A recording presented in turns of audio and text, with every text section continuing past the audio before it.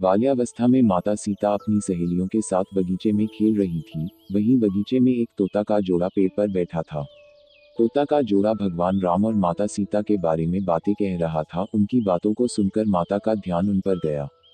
मादा तोता बोल रही थी कि अयोध्या के राजकुमार राम काफी प्रतापी राजा होंगे, उनसे माता सीता का विवाह होगा। तोते के मुख से भावी पति का नाम सुनकर माता सीता अंचभित हो गई। उन्हें अपने बारे में और जानने की इच्छा जागृत हुई, इसलिए उन्होंने अपनी सखियों से कहकर दोनों पंछियों को पकड़ लिया और फिर उन दोनों को पुचकार पूछा कि भविष्य के बारे में इतना ज्ञान कहाँ से प्राप्त हुआ।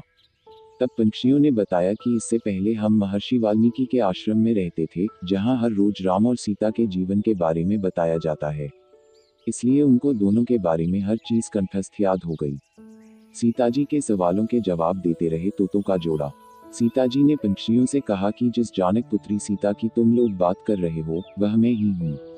मुझे मेरे और राम के बारे में और भी बातें जाननी हैं। तब नर तोता ने कहा कि हे सीता, आपका विवाह अयोध्या के राजा दशरथ के ज्येष्ठ पुत्र राम के साथ आपका विवाह होगा और आपकी जोड़ी तीनों लोकों में सबसे अद्भुत होगी। सीता जी सवाल पूछती रहीं और दोनों तोता जवाब देते रहे। ऐसे में सीता जी प्रसन्न हो गई और कहा कि अब वे हमारे साथ ही यहाँ पर रहेंगे। लेकिन यह सुनकर तोता हैरान रह गया और उसने कहा कि हम पंछी हैं, हमें पिंजरे में कैद ना करो। तोते ने इसके लिए बहुत याचना की। तब सीताजी ने नर तोते को छोड़ दिया, लेकिन मादा तोता को नहीं छोड़ा और कहा कि यह मेरे साथ रहेगी। नर तोता ने कहा कि मेरी पत्नी गर्भवती है, इसलिए ऐसे समय पर उसको जाने दे।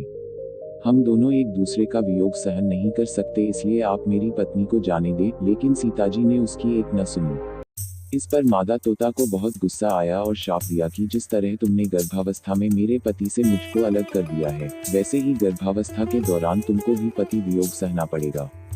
इतना कहते ही मादा तोता ने अपने प्राण त्याग दिए। बताया जाता है कि अगले जन्म में तोता वही धूली था जिसने माता सीता के चरित्र पर उंगली उठाई थी, जिसके बाद भगवान राम ने सीता का गर्भावस्था के दौरान त्याग कर दिया।